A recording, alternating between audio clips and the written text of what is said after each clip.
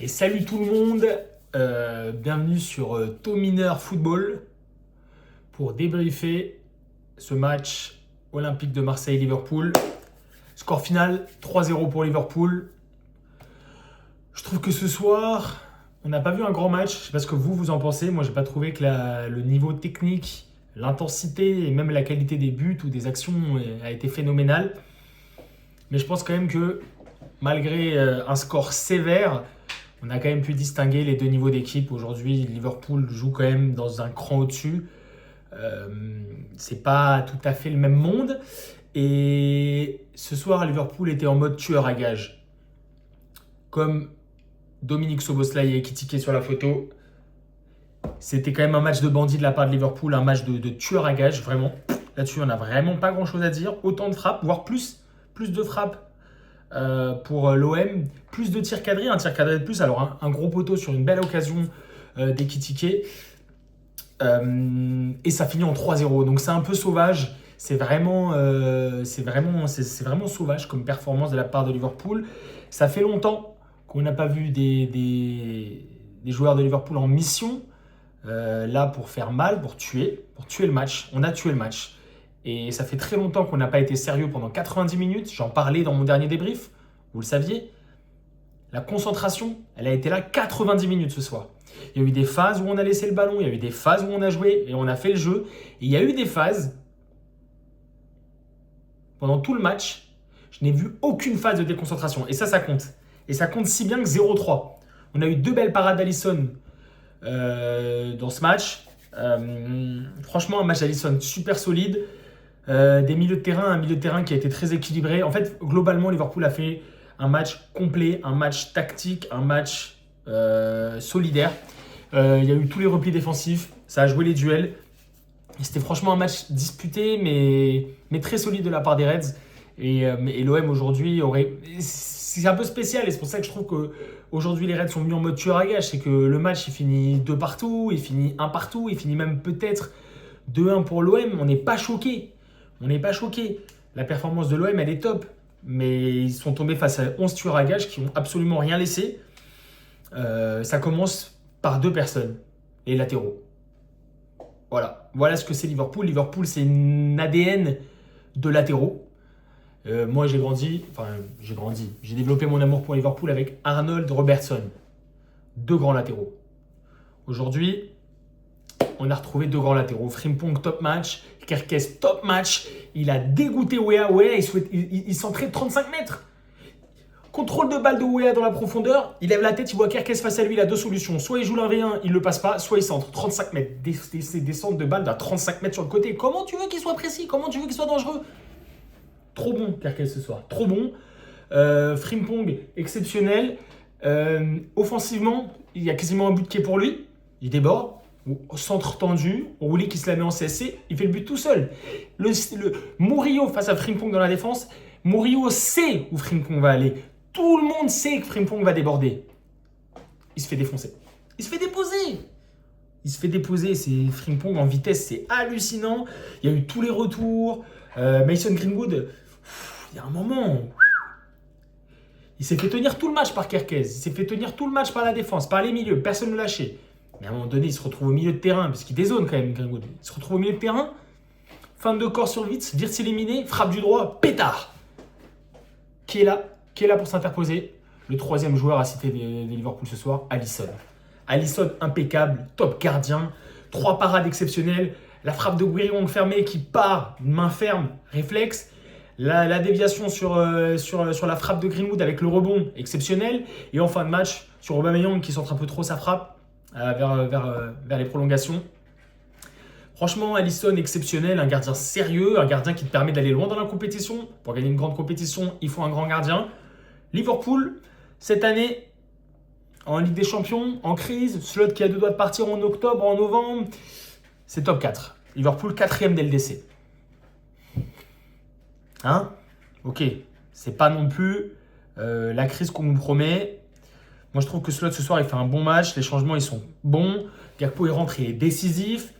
Wirtz, ça se voyait que c'était pas son meilleur match. Il le fait sortir. Pour moi, c'est assez cohérent. Franchement, rien à dire. une équipe de tueurs à gages. Van Dijk fait un bon match. Il est présent. Gomez, parlons de Gomez. Gomez, c'est un joueur. On a failli le vendre à Milan l'été dernier. Heureusement qu'on ne l'a pas vendu. Gomez, c'est latéral droit. Gomez, c'est central. Gomez, c'est latéral gauche. Gomez peut jouer partout. Je ne sais même pas s'il ne peut pas jouer milieu défensif, Gomez. Il est trop bon. En super sub, en remplaçant quand il y a des blessés, il est trop bon. C'est le couteau suisse, c'est le couteau anglais. Gomez, le couteau anglais, il peut jouer partout. Il fait tout le temps des bons matchs. Ce soir, il a été irréprochable. Est-ce que finalement, la saison compliquée de Konaté, c'est pas là où on la voit? Parce qu'une charnière centrale Konaté-Gomez ce soir, ça fait clean sheet. Il y a eu combien de clean sheet entre Konaté et Van Dijk cette année? Van Dijk et Gomez, pardon. Van Dijk-Gomez ce soir, c'est clean sheet. Super match de Gomez. Il sait répondre présent quand, franchement, il n'a pas fait d'erreur. Rester concentré tout le match. Il sait vraiment répondre présent quand on l'appelle en last minute pour dépanner. Moi, j'ai beaucoup aimé son match. Je trouve que Pavard, il fait un match mi-figue mi-raisin à l'image de l'OM. Je prends ce joueur-là pour illustrer un peu mon propos global par rapport à l'OM. J'ai trouvé que l'OM était quand même bon. Franchement, il y a des qualités. Quand ça combine offensivement, c'est sympa, c'est sexy. Balerdi, c'est pareil que Pavard. C'est contrasté. Balerdi en 1v1, exceptionnel. Pavard dans l'impact, exceptionnel. Par contre, Balerdi à la relance catastrophique et Pavard dans le placement, dans l'intensité, dans ce qu'il faut faire, les fautes, etc. catastrophique. C'est les deux joueurs qui illustrent parfaitement la prestation de l'OM. L'OM a été très bon dans certains domaines et à la sortie de balle, combien d'erreurs. Moi, j'ai commencé à la première mi-temps. S'il n'y a pas un 0 sur la frappe de Szoboszlai, on va parler du MVP parce que je n'ai toujours pas mentionné pour moi, mais le MVP ce soir, c'est Szoboszlai. Avant le but de Szoboszlai, j'allais commencer mon débrief en disant que la première mi-temps, elle est ratée. Parce qu'il y a tellement d'erreurs de l'OM inexploitées en première mi-temps.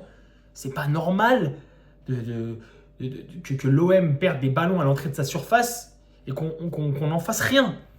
Et c'est là où l'OM n'a pas été très bon ce soir. C'est que dans le build-up, c'est plus que stressant le build-up de l'OM. Ils repartent de tout en bas, ils font des triangles en défense.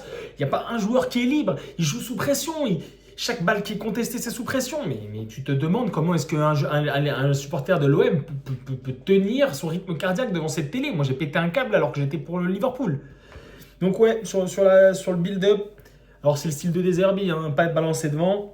De manière, si tu balances devant, il y a Van Dijk, Gomez contre Greenwood, Guéry, il n'y a pas grand-chose à récupérer, on est d'accord. Mais le build-up n'a pas été top. Et le build-up très dangereux, pas mal d'erreurs en passe de la part de l'OM. Ce qui fait que ça rend la prestation un peu brouillonne, malgré 2-3 fulgurances de Greenwood. Que je trouve qu'il a fait un bon match. Hein. Tout ce qu'il a fait, c'était réussi. Mais du coup, cette petite erreur dans la construction, ce petit manque de qualité à la construction ce soir, qui revient quand même au crédit de Liverpool, qui a fait un pressing coordonné, pas d'espace. Et le pressing arrivait très vite, très peu de distance entre le défenseur et le joueur qui avait la balle du côté de l'OM. Mais ça fait un match de l'OM qui, en apparence, a l'air bien, mais ne passe pas le step pour être dangereux face à Liverpool. Du coup, je pense une bonne prestation de l'OM. Je leur souhaite quand même de faire une dernière journée en Belgique. Je ne sais pas, l'Union 5 Gilloise, c'est Bruges. Ils jouent à Bruges. Déplacement, Bruges qui doit gagner aussi. La suite pour Marseille, c'est compliqué, mais je leur souhaite quand même de s'en sortir. Et du côté de Liverpool, pour clôturer la bonne prestation globale, donc comme je l'ai dit, une concentration de tous les instants, 90 minutes à haut niveau, des changements de qualité. Et Szoboszlai, quel match! Szoboszlai qui a été juste techniquement, qui a eu un volume exceptionnel comme d'habitude, qui met un coup franc. À votre avis, pourquoi depuis 5 ans, on allonge un joueur derrière le mur? Allez-y, je vous écoute. J'écoute. Pourquoi? Peut-être parce qu'il y a des petits filous. Il y a peut-être des tueurs à gages, comme Dominique Szoboszlai, qui viennent et qui frappent à terre. Tu mets un joueur sous le mur, le match est peut-être différent. Mais l'Olympique de Marseille, tout le monde fait ça. Cher Olympique des Merveilles, s'il vous plaît, pourquoi vous ne faites pas comme tout le monde? Ça vous coûte un but. Szoboszlai là-dessus, il est intransigeant.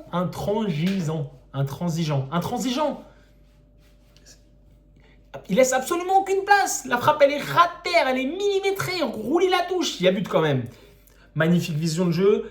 On voit Alisson qui place le mur pour bien gêner le gardien. Vraiment, c'est un coup franc de haut niveau. C'est un coup franc bien travaillé sur Szoboszlai. Pas seulement sur son but. Hein. Il a été bon dans la passe. Il a été juste techniquement sur le troisième but, là où on part en contre-attaque avec Grakpo et Gravenberch. Sa talonnade pour Gravenberch dans l'entrejeu, c'est superbe. Son décalage pour Gravenberch, il est super. Gravenberch qui porte le ballon. Passe décisive pour Gravenberch. Gakpo qui fait une très bonne rentrée. On va aborder le sujet qui fâche. Et après, je clôturerai ce débrief. Je lève les mains. Parce que j'ai pas le droit de mal parler du pharaon, mais match catastrophique de Salah, non? Ouais, je pense, hein. Je vois pas ce qu'il a fait de bien. Son pointu extérieur en face à Rouli. Que fais-tu, Salah? Il gâche une grosse action.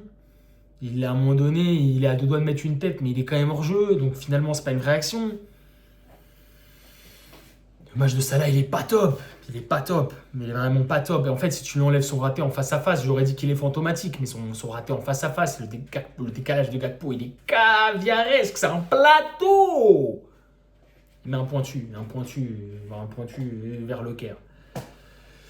Le match de Salah, il est pas top. Ça fait quand même plaisir de le revoir. Il avait l'air de prendre du plaisir sur le terrain, j'espère. Moi, je comprends pas ce joueur. Je comprends pas ce qui s'est passé. Il nous a fait 6 premiers mois la saison dernière exceptionnels. La deuxième partie de saison de Liverpool l'année dernière, faut pas se laisser avoir. Il était déjà mauvais. Et cette saison, il est catastrophique à Liverpool. Donc je comprends pas que physiquement il soit moins bon, qu'il fasse moins de différence. Je l'entends. Mais là, ce soir, Liverpool, l'année dernière, c'est Salah qui fait des passes décisives, des caviars à chaque match. Un caviar, une passe arrêtée, un extérieur, une enveloppée, une balle courbée, une passe cachée. Il savait tout faire. Tu vas pas me dire que parce qu'il a pris 1 an, il a perdu son savoir-faire de passe. Ça n'a aucun sens. Je comprends pas. Pour moi, il y a un truc qui se passe avec Salah. Il y a 2 options. Soit on arrive au point de rupture qu'on a failli toucher avec Slot. Il part pour l'Arabie Saoudite. Soit il reste. Et je suis convaincu qu'à un moment donné, sa patte, son talent, son toucher, sa vision, ses coups de rein, son accélération, ça va revenir. Ça va revenir, mais match catastrophique de Salah quand même. Globalement, Liverpool fait un bon match. C'était en mission ce soir.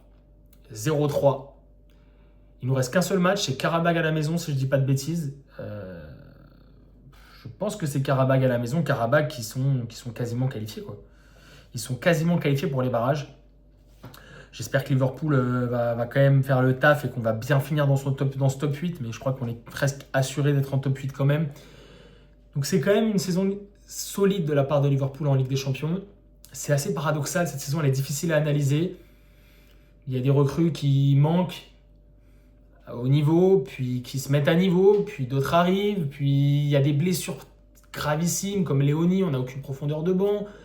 Isaac, c'est une saison assez foutoir. Mais aujourd'hui, quand même, je pense qu'on peut constater 4e en Première Ligue, 4e en LDC. Ça va. C'est pas une saison catastrophique.